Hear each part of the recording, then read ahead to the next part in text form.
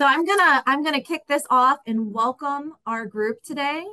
Welcome all. My name is Angie Zambito Hill, and I am the Vice President of Education for the AFP Western PA Chapter Board of Directors. Quick shout out to Abigail Tobia, who we were just chatting with, who is the President of the Board of Directors, and Donna Bauer is on the call as well. She is the Assistant VP of Education, helping to implement all these wonderful educational programmings that we offer through AFP Western PA.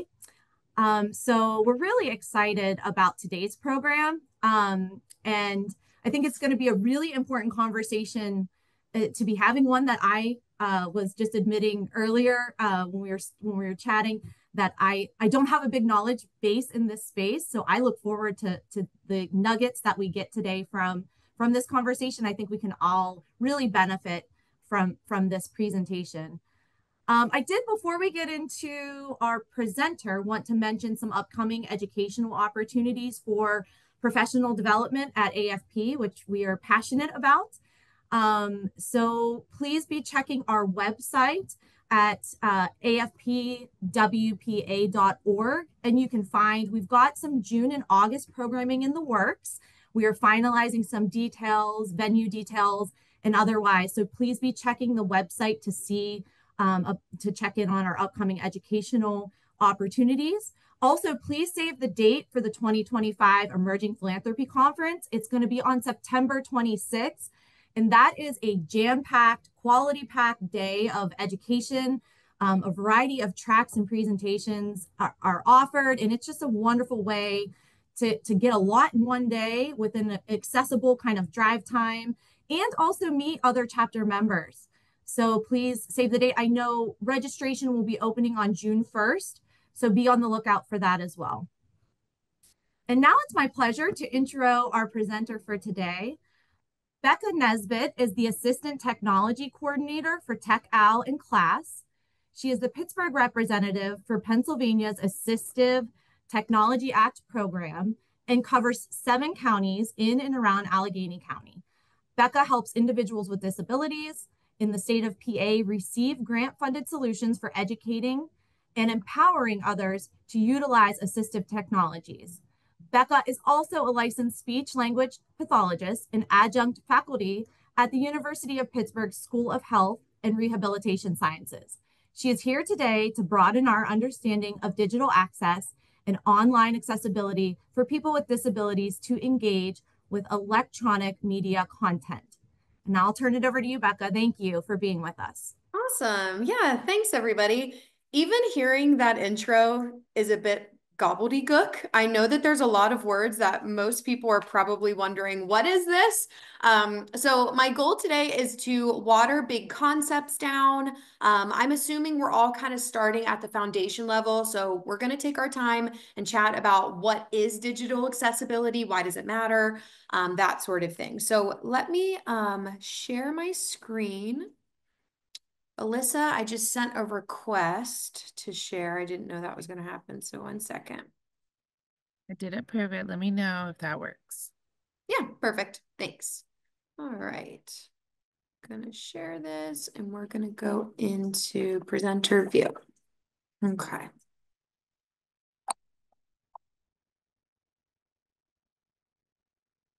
Perfect. Okay. Can everybody see my screen okay? Okay, great.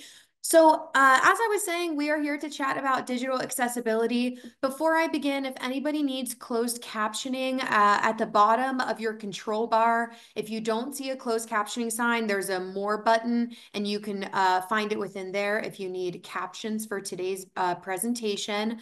I will also begin with a verbal acknowledgement of my appearance. So I am a white woman, a white female with blonde hair and blue eyes. I'm wearing big gold earrings and a gray t-shirt today. So we are here to chat about digital accessibility. So on the agenda, we are first going to talk about housekeeping, a little bit about me and my background, the why of accessibility, the how, accessibility basics, and then we're going to get specific across certain things that we can do to be accessible when we are interacting with online content. We'll finish up with donor base expansion and then our just contact page. So as I said, my name is Becca Nesbitt. Angie did a great job with the intro. I am what they call an assistive technology professional. I work at Community Living and Support Services class. I'm their assistive tech coordinator. I'm coming up on 2 years this July, but I started out my career as a speech language pathologist. I graduated from Penn State in 2018 and then the University of Pittsburgh in 2020. My speech background is within pediatrics and outpatient with physical and occupational therapists, but I still do virtual speech therapy online, some per diem things, and I'm also adjunct faculty at the University of Pittsburgh from the school that I got my master's degree from, which is really fun. So there are 2 pictures on this slide, both pictures of me. One is a really old headshot from Penn State that probably needs updated. And then one is this January at the national conference in Orlando. There's a background that says Apple accessibility. I was able to learn a lot at that training. It was a fun time. All right, so let's get into it. Digital accessibility defined. So I loved Maine CITE has a really great website and amazing resources for accessibility and assistive technology. I really like their definition, so we're going to read it. Accessibility is the practice of making information, activities, and environments usable and meaningful for as many people as possible. It means ensuring everyone, including people with disabilities, can receive, understand, and act upon information and services as easily as everybody else. So I bolded information because today, that's what digital accessibility is. It's access to information. But as an assistive technology coordinator, I am here to promote accessibility in all forms. And a lot of times when we think accessibility, we think environments, right? Like ramps and making sure the doorway is wide enough and there's elevators for folks in wheelchairs. But this also does transfer to the digital lane as well. The photo on this slide is a Black woman in a wheelchair using headphones, glasses, and a laptop. So digital accessibility, the why. Number 1, marketing. That's what we're here for today. So you can build brand trust and loyalty much quicker when you are accessible to all people. You're going to strengthen relationships with your donors and you're going to enhance the user's experience. So not only can you reach more people, but even folks without disabilities can get behind any partnership or really just slogan that's saying, hey, we want everybody to have access to this information. It's just a good thing to have.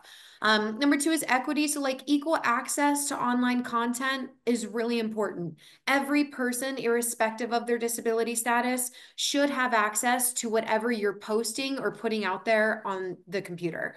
Number 3, laws.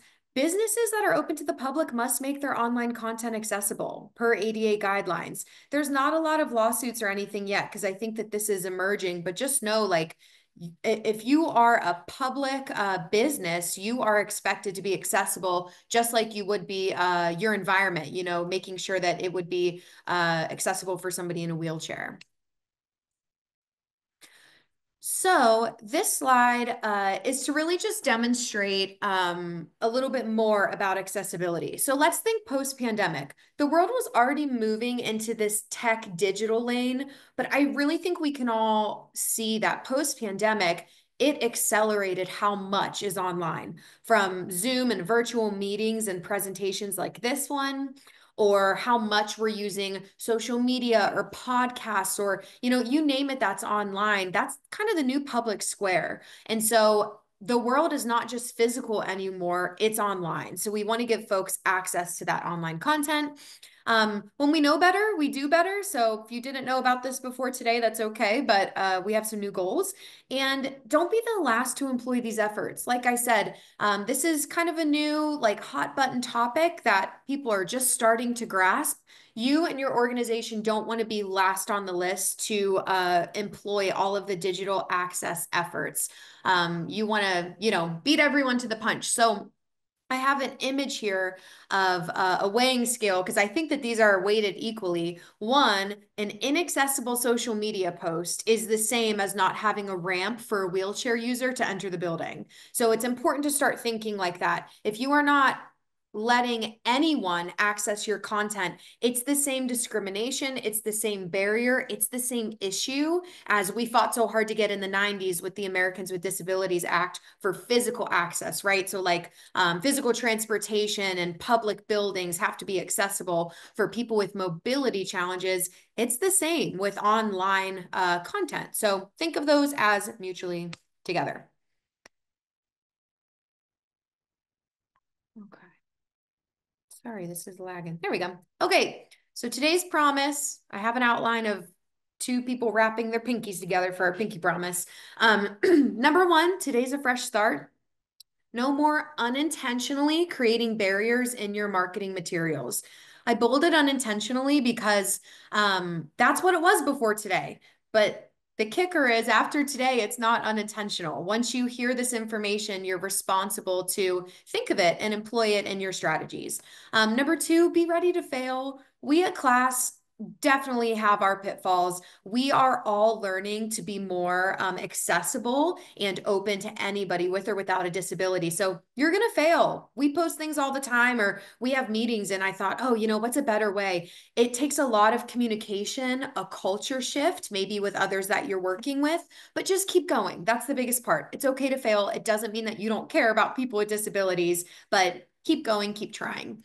Number three is to show up, sharing with your audience that you're committed to digital accessibility and equal access goes a long way. People are going to see your efforts, and it's important to just keep going and spread awareness of, hey, we care about accessibility. Here's the measures we're taking to be accessible. Okay, so a little bit of the digital accessibility how. Accessibility means that anybody can interact with something. Today, we're talking about digital accessibility, and that means anybody with or without a disability having access to online content. So before we talk about how to do that, we need to talk about the most common disability types that we're tailoring this accessibility towards. So the first one is low vision or color blindness. There are many people with low vision or who are colorblind or are completely blind that still interact with their phone, with a laptop, with a tablet. They often use something called Screen Reader. So Screen Reader is a feature that you can turn on, especially on Apple devices. And it goes kind of bracket by bracket, line by line, and it will read off everything that is on the screen. So if you cannot see what's on the screen, it's going to read it for you and share it. Same with big D or little d deafness. If you're unaware, if you ever see deaf spelled with a capital D, that's because it's denoting that that person has a cultural response to their deafness. So by that, when you see capital D deaf, that means they adhere to deaf culture. They don't think that they have a disability. They see sign language as just a different language like Spanish or English. Sign language is their own language. They are against hearing amplification or maybe providing their deaf baby with cochlear implants. So anytime you see a capital D, know that those people take pride in not being able to hear in a typical fashion. They think it's cultural, and there's a whole community lifestyle. If you see a lowercase d, that denotes somebody who does not have full hearing capacity, but does identify with getting some amplification or some help. Maybe they don't know sign language. It's not a cultural perspective for them. Other than that, hard of hearing, that could just be somebody with a moderate hearing loss over time, especially as they're aging. Motor-based disabilities. So when you think about somebody with CP, cerebral palsy, they're born with a lack of oxygen to their brain. It manifests in different ways. Maybe they just have one arm that doesn't have the typical tone or coordination. Maybe it's their whole body. They're in a wheelchair. It has varying ranges of severity. Same with neurodegenerative conditions, right? Like ALS, Huntington's, Parkinson's, those all affect the motor strip in the brain. And so you're going to see some different abilities in how somebody can use their hands to engage with a computer or a laptop or a phone. Coming down the list here, cognitive and learning disabilities. When we think about our intellectual disability population, you know, our kiddos with Down syndrome or autism, learning disabilities, that are often overlooked or masked in a lot of ways, and neurological conditions too. So I want to note with neurological conditions, these disabilities can change over time and not be consistent. So somebody with ALS or a neurodegenerative condition, however their status is their status, and it will progress and decline. Whereas a neurological condition, one day maybe they feel more fatigue or overstimulation. The next day maybe they're a bit more typical. So sometimes these conditions can go up and down and change in what is normal for that user. So this is not an all-encompassing list. This is just, you know, a couple of examples of all of these people with disabilities on this list want to interact with your content on social media, Word documents, flyers, whatever it is. But they're not going to be able to do it in the typical fashion if they, as compared to people who do not have a disability. Okay. So let's get into it. We're going to start with something called plain language. It is what you think it is. Be plain in your language. So the goal is to omit information that the audience does not need to know. The key to this is reviewing what you write. Do you need every word? So here are some strategies here that, one ahead. Here are some strategies that can help us use plain language. And again, this is to help individuals mostly with cognitive and learning challenges, less words and information, the same information, but less clutter, less language to convey the meaning is better. Same for screen readers. Often those screen readers sound very robotic and they speak quickly. So the more words, it can kind of be burdensome to the listener.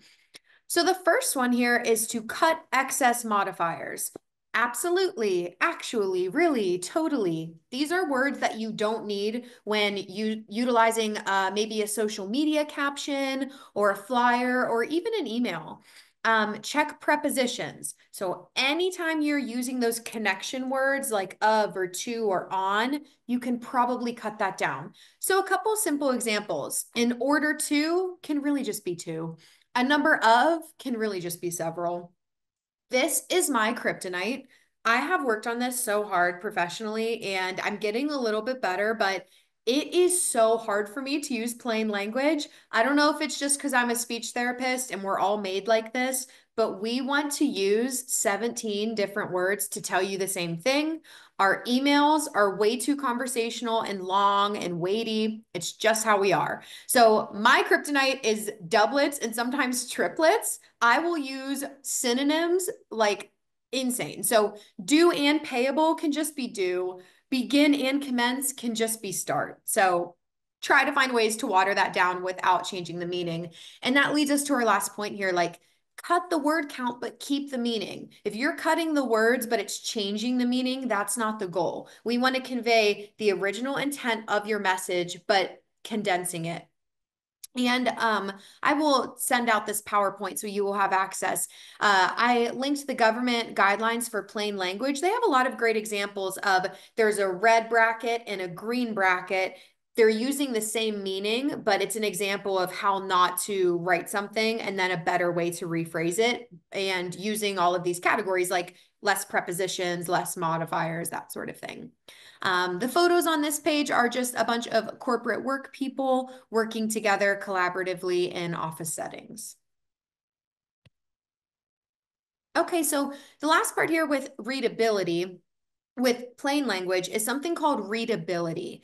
So when we look at the guidelines for plain language, there's something called readability where whatever you write should be tailored towards a middle school age person who is literate. So the guideline is saying it should be geared towards somebody who has experienced between 7 and 9 years of schooling. So rule of thumb, think everything you're writing, can a middle schooler engage with this content and understand it? Now, you are more than welcome to make it even simpler than that. Sometimes it's great to even condense and do really simple sentences.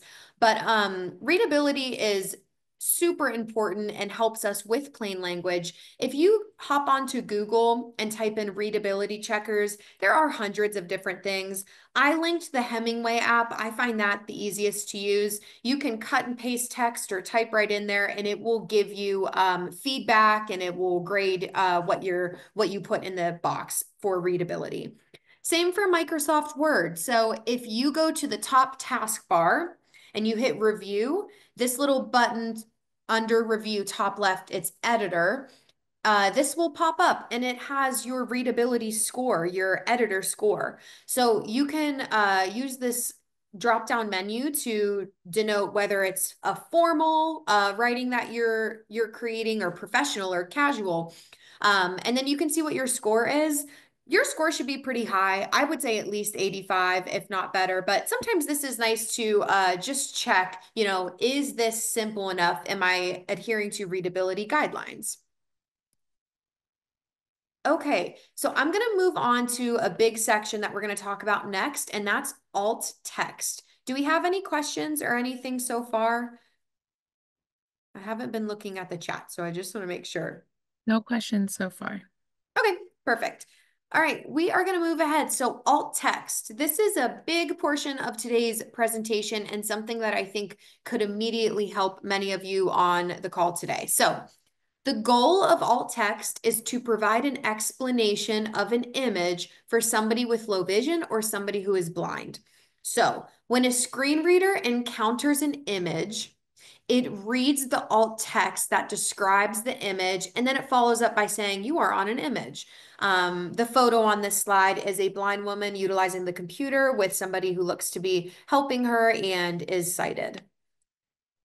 So sometimes explaining assistive technology can be really confusing. So I actually linked a video in here that we're going to watch. Let's see if it'll embed right in the PowerPoint. If not, I'll hit the link. Ooh. Okay, let's see.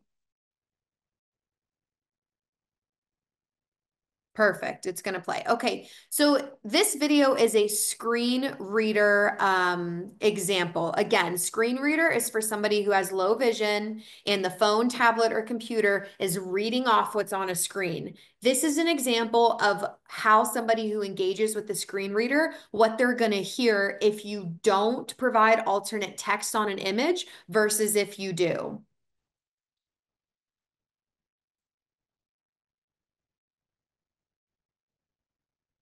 Heading level 2. Image with no alt attribute. You are currently on a heading level 2.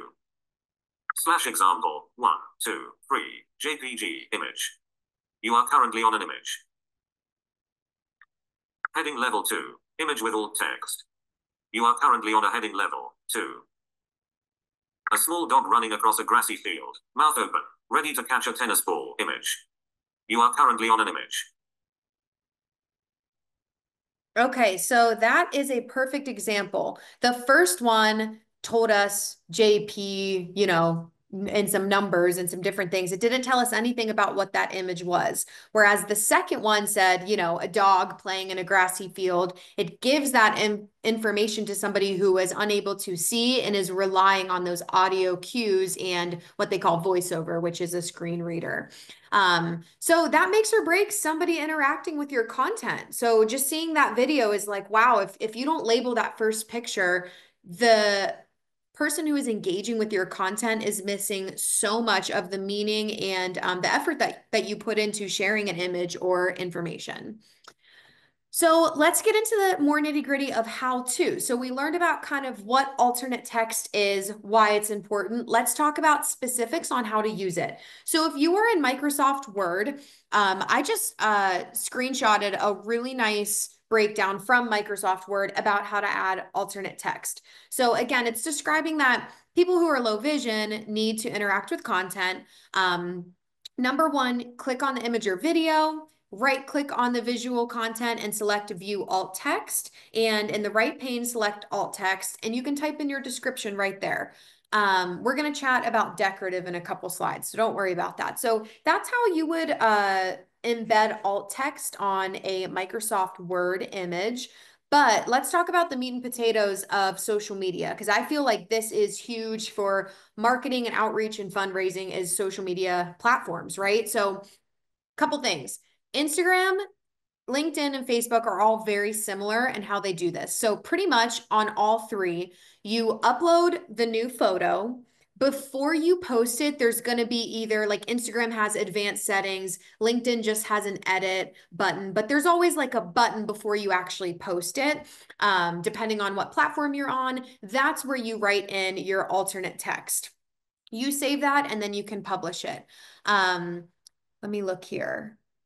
For Instagram, I wanted to note if you're editing an existing post, which may be a good idea for people who have already posted on Instagram, never included alt text, you can go back. It's not too late. Go in and edit it, edit alt text, and you can just put in a caption. Now the kicker is Facebook, I don't think a lot of people know this, automatically generates alt text for all photos. The gag is, I don't think that you should let Facebook decide the meaning of your photo or your brand. You want to check this and edit this. This is a theme throughout the presentation today, but AI is emerging, it's coming, but it's not there yet completely. And so the way that AI just assumes meaning or a detailed description of a photo isn't always on brand or accurate. So don't let Facebook do this for you. Check and edit it on your own for photos that you are posting to an organization's platform. I did want to mention about social media stories. So I'm sure you all know, but I'm just going to act like you don't. Stories are pretty much like Snapchat for other apps. So if you click on somebody's profile picture, it is a short-term post that will disappear within 24 hours. Usually it's like, hey, we're here, or remember this, but it won't stay on your page. You can't view it after 24 hours as like a long-term post. So stories on social media are pretty big.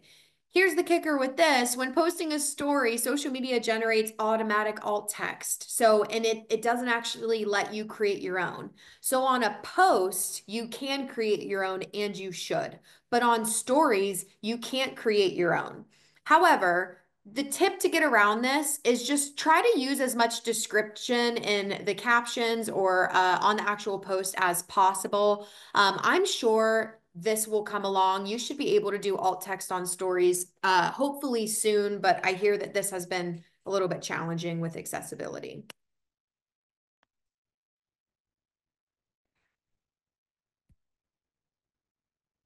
Okay, so the next part, this is a bit of a soapbox, but it's up to you. Do you need to put a photo description in the caption too? So an alternate text embeds the description of the photo in the photo. So by that, I mean a screen reader, if you use alt text, a screen reader will be able to voice it off to a blind user like we saw in the video. But a lot of people also put a description of the photo into like the bio or the caption of the post. I am not a huge fan of this. I think number one, it's a little bit redundant. The person who really needs to use a screen reader is going to have access to the alternate text. So it just seems a little redundant. It also kind of puts out people who don't have a visual disability because there's so much more information. It's almost like burdening people with information overload, trying to be accessible. You're just word vomiting so much out there. I hate when I'm on LinkedIn and I see a really long like caption or bio, and then there's like a whole other paragraph of the photo description. And then I'm wondering, well, did you use alt text?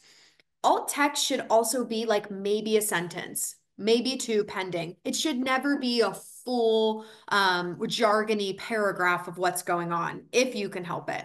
So think like only use that, I think, if you're adding more context that people really need to know. Don't forget meaning or conveying the message, and ask yourself, who is this for? Are you kind of virtue signaling that you're accessible because you want people to think you're using alternate captions? Just use alternate captions. It's up to you, but I don't want you to beat the dead horse, right? I don't want you to add alternate text and then paragraphs and paragraphs of also caption-based explanations. If you do a caption-based explanation, just keep it simple as you would for alternate text. Okay, this is an example. This is an example that class posted recently. So we do this all the time and I love it. We use Canva. We're Canva girlies. Because Canva helps you create digital flyers so beautifully. They always look really nice. They're easy to make. And just like you would hand them out in person, you can print them and do that, in real time, or you can just post them. So we at class often post digital flyers.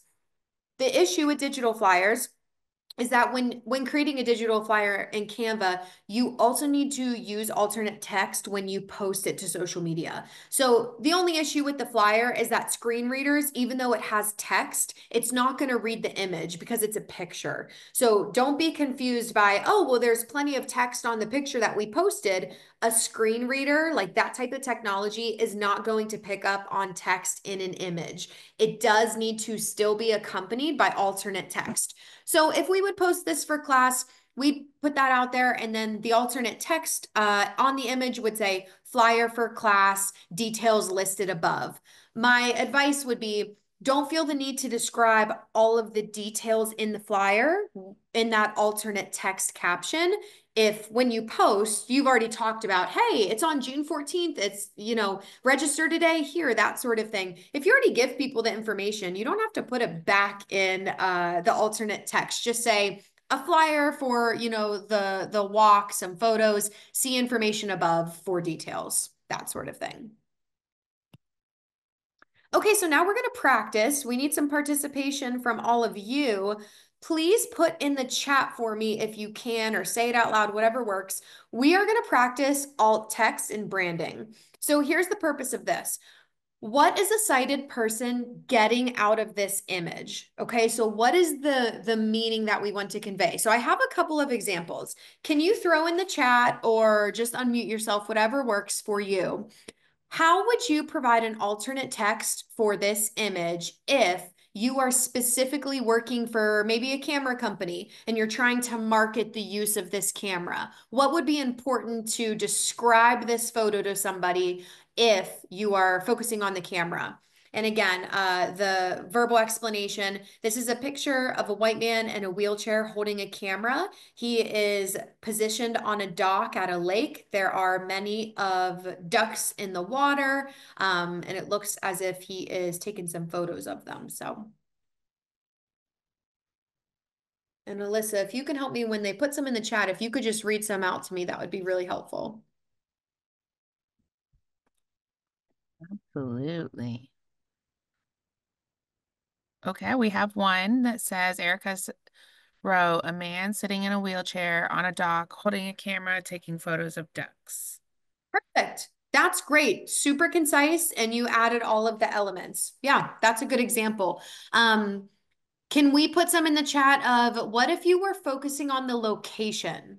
How would that alternate text change if you were looking to really focus and market maybe an area or this campground or a location?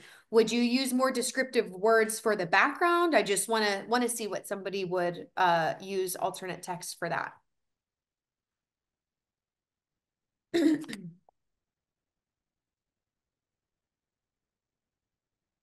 Okay, Lydia has, oh, we have two, perfect. A man sitting in a wheelchair on a lake dock overlooking mountains and blue sky. And Erica wrote, a man on vacation at a beautiful remote mountain lake is sitting in a wheelchair on a dock, holding a camera taking photos of ducks. Perfect. One more for you. Abigail wrote, a scene of a peaceful lake with mountains behind it and ducks and geese in the lake. A man is taking a picture from the dock while sitting in a wheelchair. Beautiful. So did you all see how in that second marketing strategy, you're using descriptor words that draw people into the location? You said peaceful, beautiful. Whereas when you're talking about the camera, it's not so much about the background and its beauty, right? So that's how important it is to label alternate text to convey the meaning of the photo. I see all the time people using alternate text or descriptions of a photo that are so lengthy, and it's like man with a beard and a backwards hat holding a camera in front of him there's just too much. It doesn't matter that you are describing every little aspect of the photo. So don't think your job is to describe every aspect of a photo for somebody who cannot see it. The alt text job is to convey the meaning of why did you post the photo, right? So, and that changes with our marketing strategy and what we're really focusing on. So this is just an example of how if you would let AI do this, it might just generate, man sitting in a wheelchair looking at ducks. Who knows? It might even generate something incorrectly, but you're going to take the power away from how you're marketing or branding your organization. So that is just a quick example of how we convey meaning with alternate text. So to wrap up the alternate text portion of this, couple of beware things. Beware of AI, which we talked about. Tech is a tool, right? So use it to review, but make sure you put your human imprint on it. So let's circle back to decorative, which I mentioned a couple slides ago. This line above, there's a picture of a line that is above words that say beware on this slide. This line would be considered a decorative photo, okay? So any photo that you're including, don't ever leave something blank. So if you are creating a social media post and maybe on the flyer, there's like a geometric pattern and it's just to look pretty, it doesn't convey any meaning of the message. Don't ever leave it blank, but you can actually mark it, check it off as just decorative. That way, for somebody with screen reader, it's going to skip over it. It won't even have to say like, this is decorative. It will just, the screen reader will see that you marked it as decorative and not even say it out loud to the blind user, which is really helpful. And there's something else you can do. You can label it with that ALT equals quotation. That's a little advanced. I don't expect you to do that, but there's just some different things we can do. And lastly, detail. Again, guys, do not use many sentences for alt text. Stay concise and convey your meaning. So now we're going to move on to a couple of tips for digital presentations like this one's, and also just general like visibility tips when you're creating documents. So number one, verbally describe pictures and physical attributes. So you might have noticed when I started the presentation, I described how I looked. I didn't say I have 2 new pimples growing on my forehead and my lips are kind of glossy and pink. Don't overdo it. Just give someone, I usually stick with race, hair color, eye color, and gender. That's super helpful, right? Just give someone like a broad strokes impression of who you are, how you look. Same with photos. If you put a lot of photos in a virtual presentation, sometimes you get going and you might miss some, but overall, just make sure that you're trying to touch on a description, a verbal description of the photo. It also kind of helps you as the presenter know, why did I put this photo in here? Like what was the purpose of using this? What meaning is it conveying? So that's important. In this slide, I actually have a photo of a blind user using a Braille keyboard. We have a couple of those available through our program. So we also should detail how to enable closed captions. So again, looking back to the beginning of this presentation, I made sure to mention closed captioning is available on Zoom. So that's for somebody who is hard of hearing or deaf even, or even maybe has some cognitive traumatic brain injury diagnoses. It can help somebody learn and stay up to date with information if they hear it, but can also see it written down. Or it can be a matter of somebody being able to interact with the content at all if they are hard of hearing or deaf. They're able to read the captions. Now, it's also important before a virtual presentation, it's important to check in and see, does anybody need an interpreter, and to request sign language interpretation services if needed. And lastly here, use multimodal means of expression. So this is big in speech therapy, whether I'm working with a 5-year-old who has a language disorder, or whether I'm working with a 65-year-old who just had a stroke and has some aphasia and language challenges. Use many means to convey the message. So if you're using a lot of words on a flyer or a handout, make sure that you are using photos or videos or graphs, whatever, just things that can help people learn, maybe with a cognitive or learning disability, help people understand what, again, message you're trying to convey. In the same vein, you know, general visibility tips when we're talking about anytime you're making like a Word document or you're typing things out, avoid italics, highlight, underline, and capital letters. This is for people, especially on social media, this is for people who use VoiceOver. Again, somebody who's low vision, the phone or tablet is describing what's on the screen. Anytime you use caps, it usually just says like C-A-T, like it won't just say cat. It will, you know, go letter by letter, which is super annoying. Same with too much like italics or underlining. Don't rely on highlighting to convey meaning. I would probably bold before I would highlight. That's because somebody who's colorblind or again is using VoiceOver may not know that you're conveying this is a really important word or topic. Arial, Veranda, and Tahoma fonts are the standard ones to use, and print fonts usually stay above 12, but no matter what, do not go below 10. So that's kind of like the general tips when you're writing something out and you want to be accessible on social media or any Word document that you're sharing. Okay, so a disclaimer about color contrast. This is like a level 10 concept and it's not very intuitive. So here's what we're going to do. We're going to talk about the guidelines and your options, but we're going to round it out with like really basic color contrast things that you can do to help promote visibility and readability for somebody who might be colorblind or have visual disabilities. So regarding colors, the standard is 2 levels of contrast ratio, okay? So the minimum contrast is known as AA and the enhanced contrast is AAA. The AA requires a contrast ratio of 4:5:1. And if you're using like really large text, it's 3:1. Same with the other one, the other ratio, the AAA, requires at least 7:1. And then again, for large text, there's a different ratio.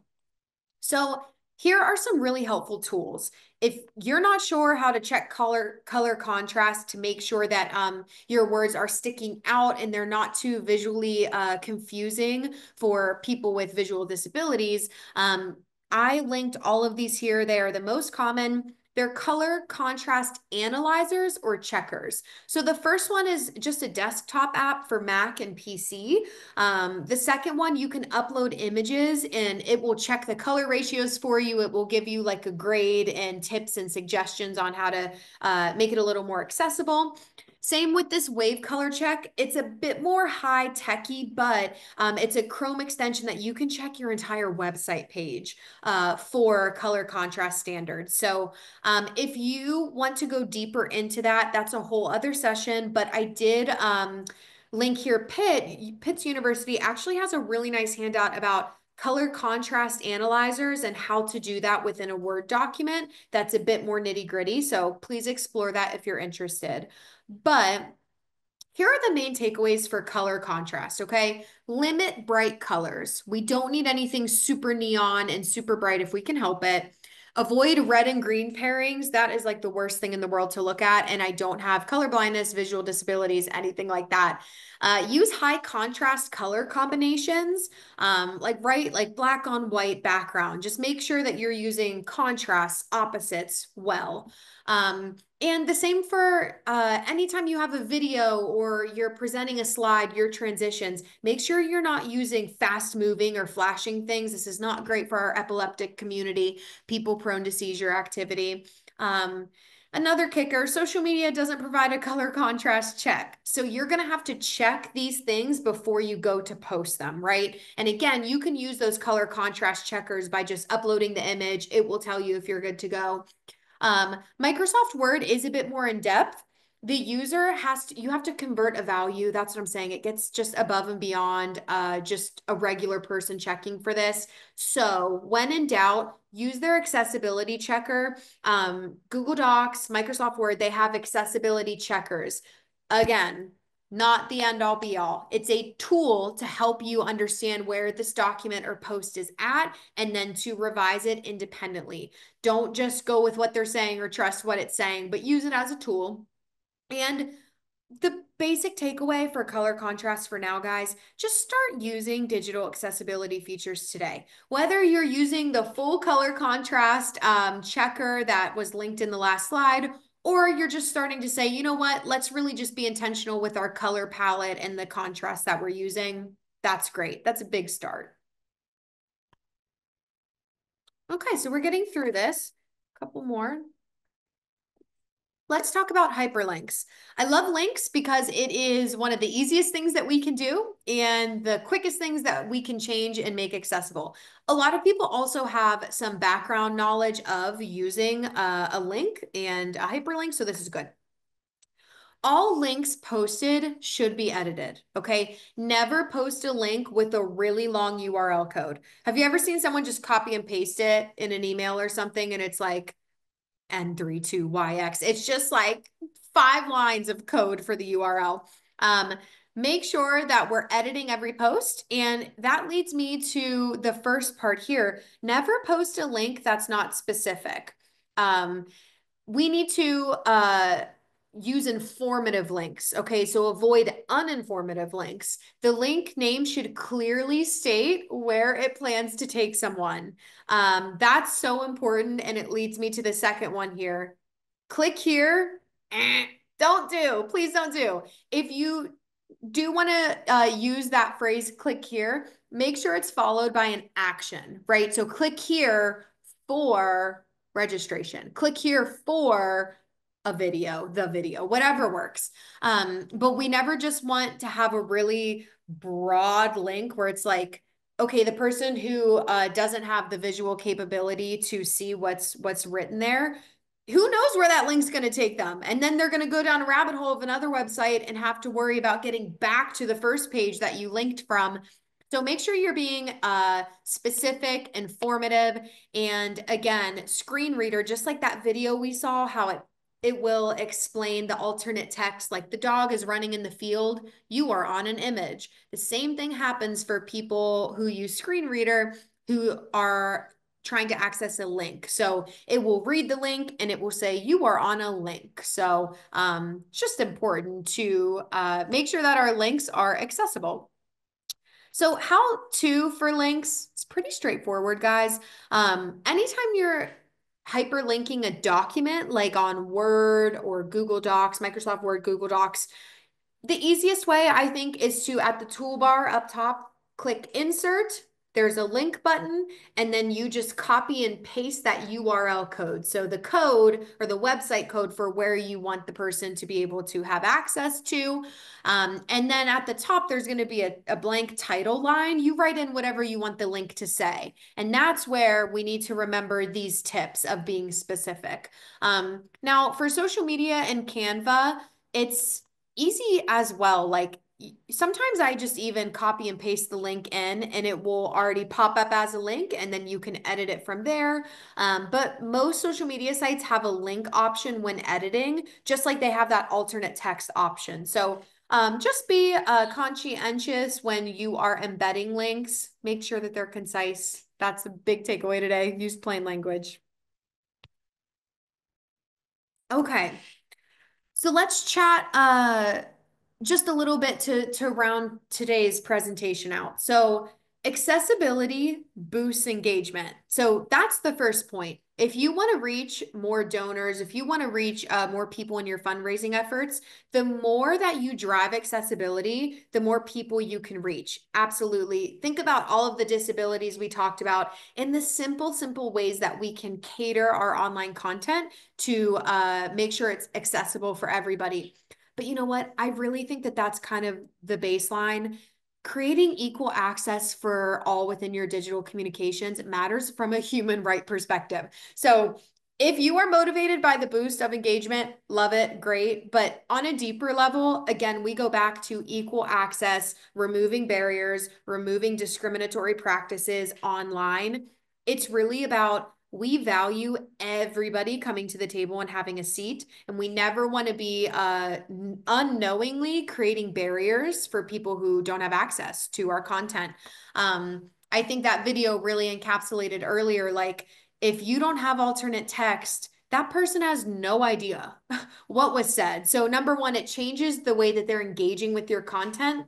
But I think even deeper than that, it really leaves a feeling of isolation. Like the creator of the content didn't care about you or didn't have you in mind to make sure that you could access this. I think it's a really isolating perspective when something is not accessible. It's like a clear boundary. It's a clear stop. You're not welcome here.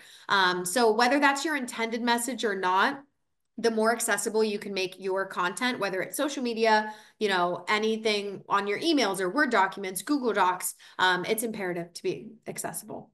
And a big thing too here, I think, like, don't wait for someone to self-advocate or disclose a disability.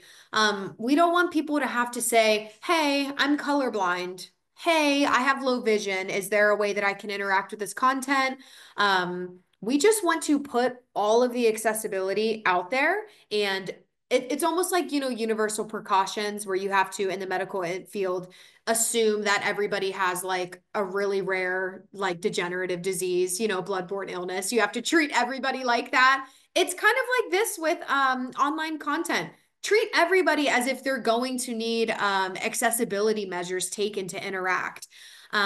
We don't want people to have to disclose their disability. They can, that's fine, but we just want to be accessible. An example of this is like today. I have no idea if anybody here is low vision or blind, but I made sure to describe the pictures, describe how I look, that sort of thing, so that everybody can feel engaged and involved without having to self-disclose.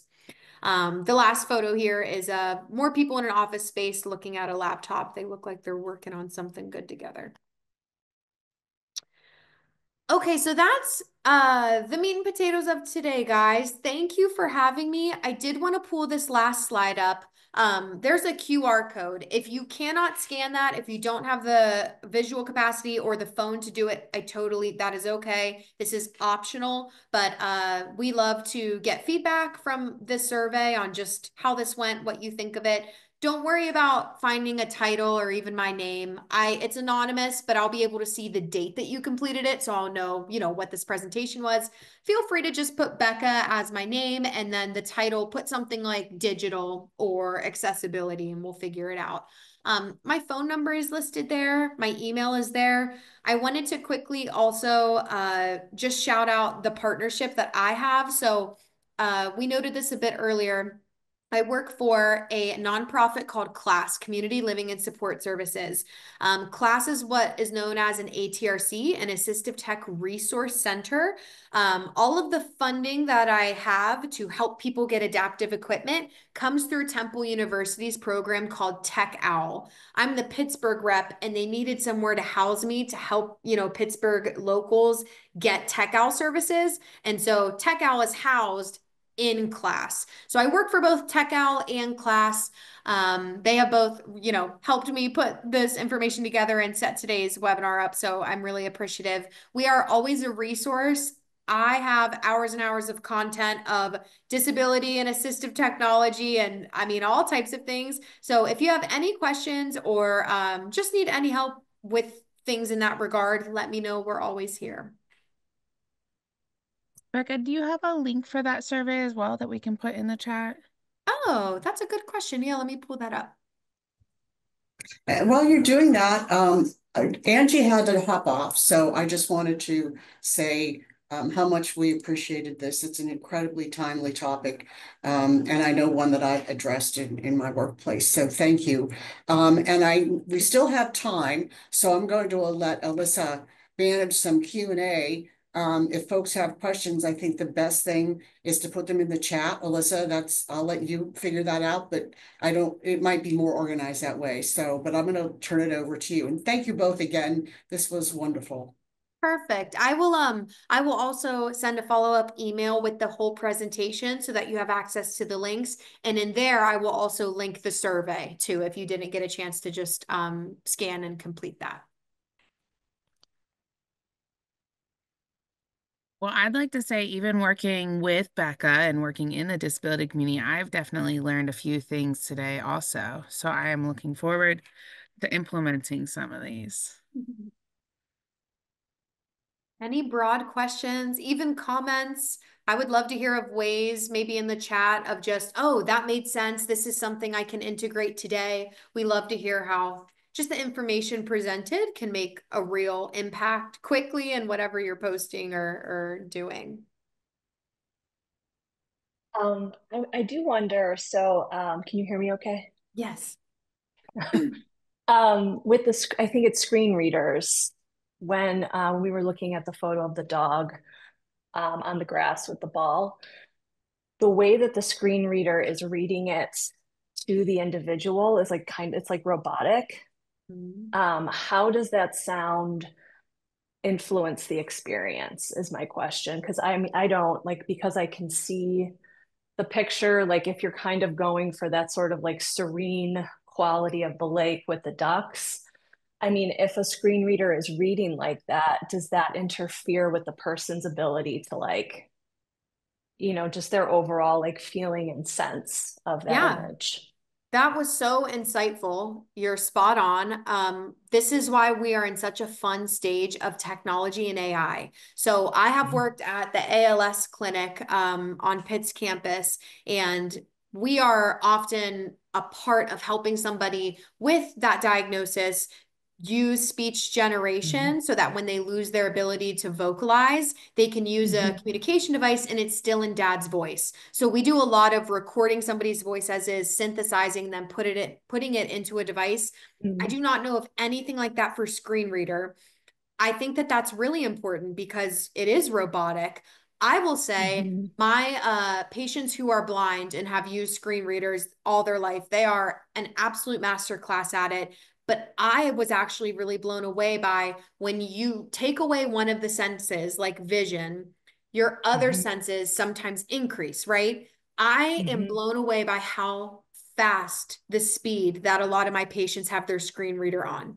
I mean, they are like, give me the information and give it now, to the point where I either get overstimulated quickly of like, whoa, or I miss information and they don't because they've used it. So some of my blind patients who use screen reader will hear that robotic voice and it's like, picture the dog in the park. Like it's so fast and that's just how they use it and how they like it. So I think somebody who actually uses it could speak better to their experience. But that's a really good point of like, I would love if there was more human voicing and Or like some music in the background, you know, like something that something. would speak to the vibe of the photo a little bit more. Like That's it would be right. interesting to control that in some way. I think so. And I think the difference is when we talk about using more emphasis on certain words, I think that we would have to change the overall, what I'm trying to describe is it can't just change how it's reading one part of the text. That voice is the voice for everything that it's saying, right? And so I think they're probably having a challenge within the text space of like, how do we make this more whimsical and human, but everything else can't maybe sound that whimsical. It just depends what information is made. So good point, That makes though. sense. Yeah.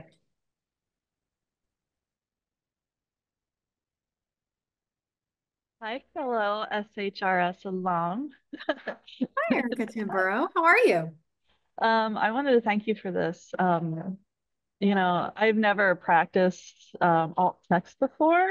And to me, I was always a little bit overwhelmed with like, oh, what goes in there? You have to, and you know, understanding like the purpose of what alt text is for, like really simplified it and made it less scary. So, and everything else that you presented today. So thank you so much for this presentation. Oh, good. I think the top two easiest, alt text and links. Anybody can do those. I mean, even if you're not good at computer or tech stuff and you feel intimidated, they are so straightforward and easy to do. And today, hopefully, I showed you enough examples of like, here's the backside of users and why it matters. Because you're right, it's like, you know about alt text, but like you don't really know the nitty gritty of the background. And then the other thing too, as we talked about, plain language. I mean, those are three really simple things that you can start utilizing, and it will make a big difference.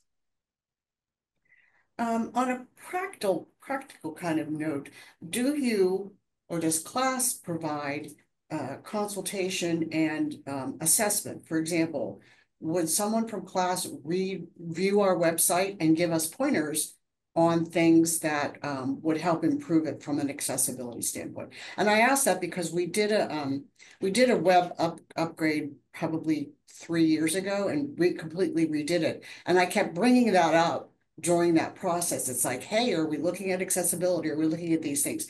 And I'm still not sure if we're there. Okay. But you know, is a service like that available through you or somewhere? Good question. So not at the Class Tech Owl partnership. I actually met some folks at Disability Pride last summer who specialize in digital accessibility. Now, as an assistive tech professional, I need to be able to share information and do a presentation like this, but this is its own vein of special, like specificity, right? So there are people that you can contract and pay a certain amount for their hourly rate. They will work with you, check over everything. They can even design things for you. Quickly, I want to show you our Tech Owl website is completely accessible in that regard. Sometimes it drives me absolutely bonkers because these little tabs go away quickly for me when I'm using the mouse, but the way to tell if your website is accessible is if you cannot use the mouse, if you only use the tab and enter button and you can freely get around. Can you use tab, enter, and the up and down arrows and navigate wherever you need to? If you can't, there's a barrier there. So Tech Owl has all of our, services listed. Somebody could toggle down this way. This is really helpful for somebody with screen reader. We have all of our resources also available in Spanish. We have Braille copies of things. So there are a lot of people who are willing to help translate items for you for free. The Library of Accessible Media for Pennsylvanians, also known as LAMP, that's a Carnegie-based program. They have such an amazing staff, but they're open to doing like a couple of Braille pages translated for free. Just let them know what you want.